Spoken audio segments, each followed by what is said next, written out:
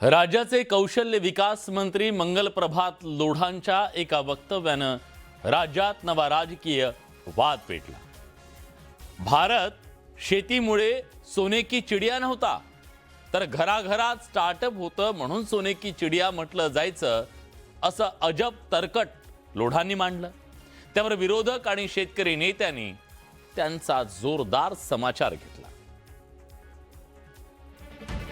राष्ट्रीय स्वयंसेवक संघ के सूरज जी सोनी आए थे, तो उन्होंने एक बड़ी अच्छी बात कही थी। भारत को यदि सोने की चिड़िया कहा जाता तो इसके लिए नहीं कहा जाता था कि भारत के अंदर बहुत कुछ हम ये एग्रीकल्चर प्रधान देश था, तो उसका कारण ये था कि भारत के हर गांव में हर घर में स्टार्टअप था।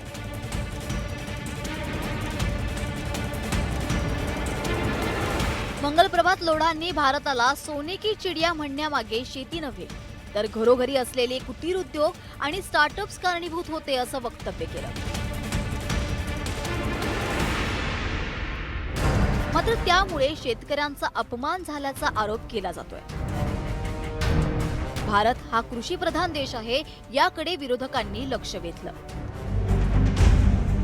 शेतकरी नेत्यांनीही लोढांच्या वक्तव्यावरून आक्रमक पवित्रा घेतला। भारताचा इतिहास कृषी संस्कृतीशी जोडलेला असून कापूस, मसाले, धान्य आणि इतर कृषी उत्पादनांची जगभर निर्यात होत होती। त्यामुळे शेतीचं योगदान नाकारणे म्हणजे इतिहासाशी प्रतारणा असल्याचा आरोप शेतकरी नेत्यांनी केलाय। कारखान्यामध्ये ज्वारी, बाजरी, सोयाबीन, कापूस पिकवण्याचं तंत्रज्ञान जन्माला आलेलं नाहीये, त्याच्यासाठी तुम्हाला आमच्या वावरातच यावं लागेल। आणि एवढा तुम्हाला शेतकऱ्यांबद्दल तिटकारा वाटतो तर मंगलप्रभात लोढांनी उद्यापासनं आपल्या ताटामध्ये शेतकऱ्यांनी पिकवलेलं अन्न न घेता कारखान्यामधून तयार झालेले नटबोल्ट खावेत, सिमेंट खावं, कारखान्यामध्ये जे जे तयार होतं धातू खावेत। मंगलप्रभात लोढा यांनी राष्ट्रीय स्वयंसेवक संघाचे नेते सुरेश सोनी यांच्या व्याख्यानाचा संदर्भ देत प्राचीन भारताच्या समृद्धीबाबत भाष्य केलं होतं।